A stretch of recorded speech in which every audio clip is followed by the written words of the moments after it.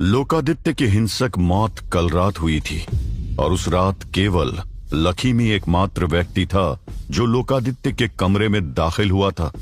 लेकिन जब लोकादित्य के परिवार ने लखीम की हर जगह तलाश की तो वे उसका कोई भी सुराग नहीं ढूंढ पाए, चाहे उन्होंने कोई भी तरीका क्यों न अपनाया हो।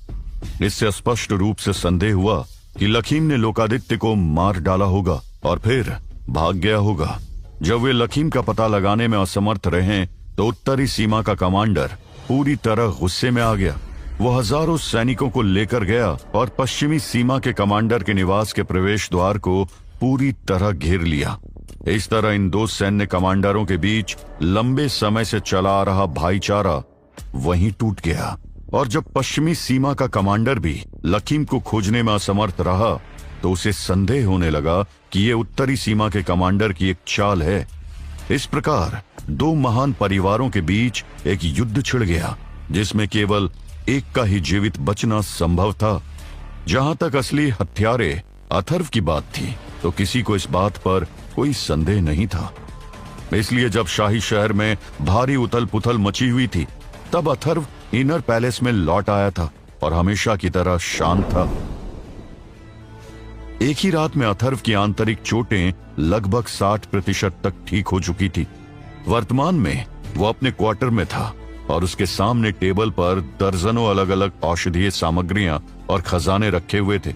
सबसे आगे सियान क्रिस्टल के 3 टुकड़े रखे हुए थे जो उसने 2 महीने पहले ब्लैक मून मर्चेंट गिल्ड से खरीदे थे, और बीच में हरे पत्ते के एक टुकड़े पर ड्रैगन के खून की कुछ बूंदें थी। 2 महीने पहले उसने ड्रैगन खूनी गोली बनाने की योजना बनाई थी और इसलिए वो ब्लैक मून मर्चेंट गिल्ड भी गया था जहां उसकी मुलाकात छोटी परी से हुई थी।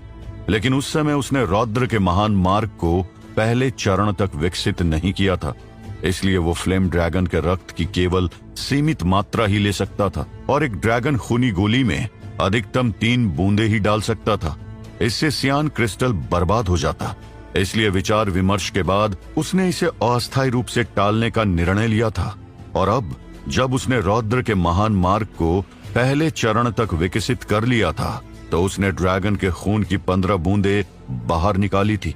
दूसरे शब्दों में वो जिन 3 ड्रैगन खूनी गोलियों को बनाने जा रहा था उनमें से प्रत्येक में खून की 5-5 बूंदें होंगी।